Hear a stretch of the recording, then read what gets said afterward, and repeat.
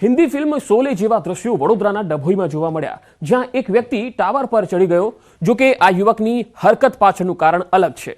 मोबाइलना हप्ता बाउंस थता युवके ताइफो कर्यो अने जारोलावाड़ी पासे आवेला मोबाइल टावर पर चढ़ी गयो। मोबाइलना हप्ता बाउंस थता रिकवरी एजंट घरे आवी गया। पछी तो शुं, युवक ताइफो करवा मोबाइलना टावर पर चढ़ी गयो। युवकनी आ हरकतथी आसपासना लोको पण एकत्र थई गया અને કલાકો સુધી આ યુવક ટાવર પર જ રહ્યો। જો કે સ્થાનિકોએ મહા મહેનતે સમજાવ્યો અને ત્યાર પછી આ યુવકને નીચે ઉતાર્યો હતો અને તેને પોતાના ઘરે મોકલી દેવામાં આવ્યો।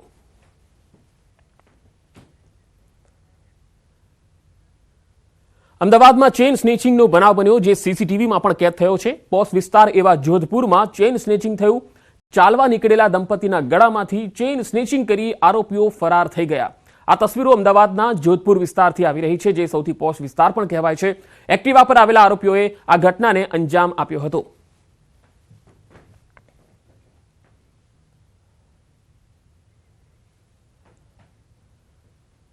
જામનગર રાજકોટ હાઈવે પર ગમખ્વાર અકસ્માત થયો। જાયવા પાસે મોપેડ અને બોલેરો વચ્ચે અકસ્માત થયો। આ અકસ્માતમાં એક જ પરિવારના 3 લોકોના મૃત્યુ થઈ ગયા।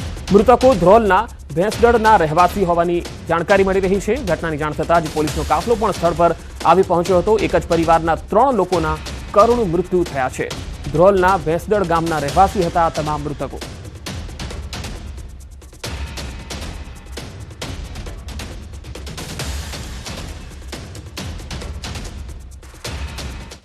આ તરફ ઊંઝા મહેસાણા હાઈવે ઉપર પણ અકસ્માતનો બનાવ બન્યો, જ્યાં એક મહિલા પોલીસ કર્મીનું મૃત્યુ થઈ ગયું। 2 દિવસ પહેલા મોટી દાઉ નજીક પોલીસ કર્મીઓનો અકસ્માત થયો હતો। સારવાર દરમિયાન મહિલા પોલીસ કર્મીનું મૃત્યુ થયું।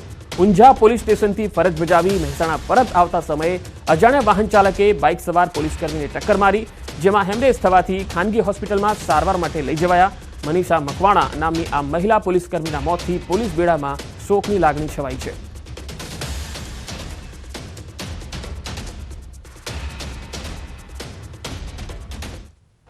મહેસાણાના વડનગરના મોઢાસણ ચોકડી પાસે અકસ્માત થયો, જ્યાં 1.5 વર્ષના બાળક અને માતાનું મોત થઈ ગયું। કાર અને ટ્રેક્ટર વચ્ચે સર્જાયો હતો અકસ્માત। કારમાં 3 લોકો સવાર હતા, જેમાંથી 2ના મૃત્યુ થઈ ગયા। ઈજાગ્રસ્ત કાર ચાલકને સારવાર માટે હોસ્પિટલમાં ખસેડાયો હતો।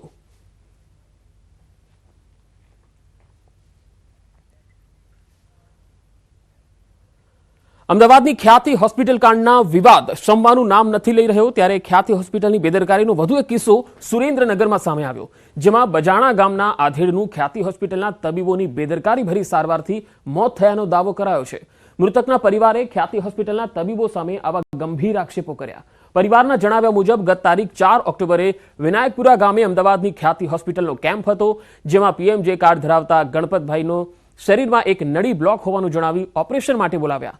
જો કે ઓપરેશનની પરિવારે આનાકાની કરતા પીએમજે કાર્ડ હેઠળ ઓપરેશનનો કોઈ પણ ચાર્જ નહીં લાગે તેમ સમજાવી ગણપતભાઈનું એન્જિયોપ્લાસ્ટીનું ઓપરેશન કરવામાં આવ્યું। ઓપરેશન કરતા ગણપતભાઈની તબિયત બગડી હતી। ત્યારબાદ અમદાવાદની સિવિલમાં ખસેડાતા ગત 4 નવેમ્બરે સારવાર દરમિયાન ગણપતભાઈનું મોત થયું। આ અંગે સિવિલના તબીબોએ કહ્યું છે કે દર્દીનું અયોગ્ય રીતે ઓપરેશન કરવાથી મોત થયું છે। આ બાબતે પોલીસને પણ જાણ કરવા છતાં કાર્યવાહી ન કર્યાનો મૃતકના પરિવારજનોનો આરોપ છે। પોલીસે જો યોગ્ય કાર્યવાહી કરી હોત તો અનેકના જીવ બચી શક્યા હોત।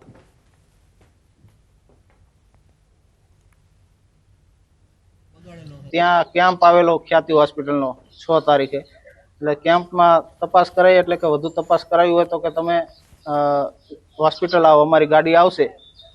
એટલે પછી બીજા દિવસે ગાડીમાં ગયા અને ત્યાં તપાસ કરાઈ અને એન્જિયોગ્રાફી કરી અને તરત એમને કીધું કે આમાં નળી બ્લોકેજ છે તમારે, એટલે કે સ્ટેન્ડ મૂકવું પડશે।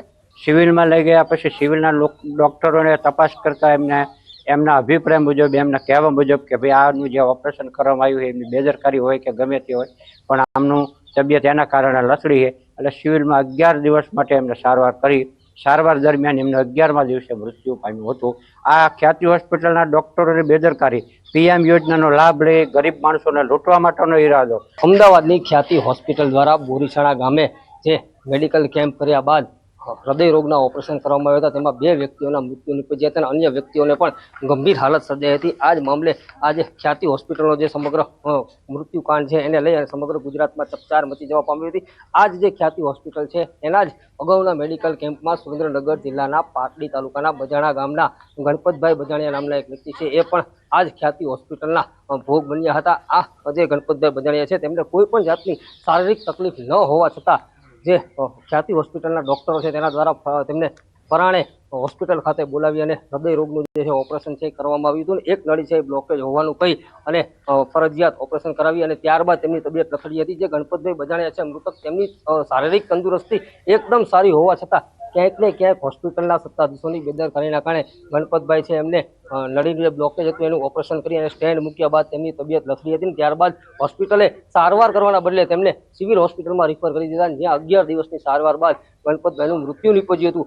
આ મામલે મૃતકના પરિવારજનો દ્વારા પોલીસ મથકમાં એક અરજી પણ કરવામાં આવી હતી અને પોલીસ દ્વારા તેમના મૃતકના પરિવારજનોના નિવેદન પણ લેવામાં આવ્યા હતા. પરંતુ ક્યાંક ને ક્યાંક પોલીસ દ્વારા સમગ્ર મામલે યોગ્ય તપાસ કરી ન હોવાથી આજે જે બોરીસણા ગામવાળો છે હત્યાકાંડ સર્જાયો હતો, ત્યારે જો પોલીસે આ મામલે કંઈક ગંભીરતા દાખવી હોત તો ચોક્કસથી બોરીસણા ગામનો હત્યાકાંડ છે ચોક્કસથી અટકાવી શકાય. ત્યારે આ સમગ્ર મામલે મૃતકના પરિવારજનો દ્વારા ન્યાયની માંગણી કરવામાં આવી રહી છે અને ખ્યાતિ હોસ્પિટલના જવાબદાર ડોક્ટરો અને ટ્રસ્ટીઓ તેમજ સંચાલકો વિરુદ્ધ કડકમાં કડક કાર્યવાહી કરવામાં આવે તેવી માંગ ઉઠવા પામી છે. અક્ષય જોશી, ન્યૂઝ 18 ગુજરાતી, બજાણા. ખ્યાતિ હોસ્પિટલની બેદરકારી સામે આવતા હવે મહેસાણા આરોગ્ય વિભાગ સક્રિય બન્યું છે. જિલ્લા આરોગ્ય અધિકારી કડી તાલુકાના ગામડાઓમાં ફરીને તપાસ કરી રહ્યા છે. આરોગ્ય વિભાગની તપાસ બાદ ચોંકાવનારી વિગતો પણ જાણવા મળી. ખ્યાતિ હોસ્પિટલે અત્યાર સુધી કડી તાલુકાના 9 ગામોમાં કેમ્પ કર્યા. બોરીસણા, ખાવડ, ડરણ, વાઘરોડા, કોલાદ, લક્ષ્મીપુરા, ખંડેરાવપુરા, કાણજરી અને વિનાયકપુરામાં કેમ્પો કર્યા. હજુ પણ મહેસાણા આરોગ્ય વિભાગની ટીમ તપાસ કરી રહી છે.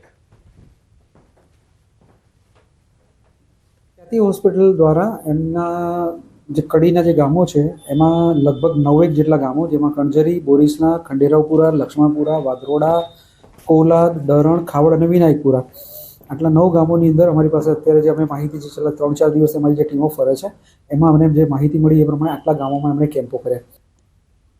આગળ વધુ સમાચારો પર નજર કરીશું. હાલ રોકાઈશું એક વિરામ માટે.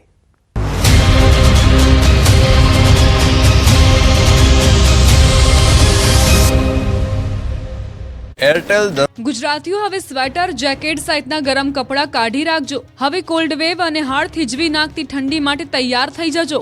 આગામી 3 દિવસ બાદ રાજ્યમાં કાતિલ ઠંડીનું મોજું ફરી વળશે. નવેમ્બર મહિનો અડધો પૂરો થઈ ગયો છે, છતાં હાલમાં ગુજરાતમાં શિયાળાની રાહ જોવાઈ રહી છે. મોટાભાગના શહેરોમાં ગુલાબી ઠંડીનો જ અહેસાસ થઈ રહ્યો છે. તાપમાનનો પારો 14.8 ડિગ્રીથી નીચે ઉતર્યો જ નથી. ત્યારે હવામાન વિભાગે 3 દિવસ પછીથી કડકડતી ઠંડીની આગાહી કરી છે. આગાહી અનુસાર રાજ્યમાં આગામી 19 નવેમ્બરથી હાડ ગગડાવતી ઠંડીની અસર જોવા મળશે. ઉત્તર ભારતમાં હિમવર્ષા થતા ગુજરાતમાં પવનની દિશા બદલાઈ ગઈ છે. ઉત્તર પૂર્વના પવનના લીધે ઠંડીમાં વધારો થશે, જેની અસર 3 દિવસ બાદ જોવા મળશે. ઠંડીનો ચમકારો વધશે. 3 દિવસ બાદ અસલ શિયાળાની ઠંડી શરૂ થશે.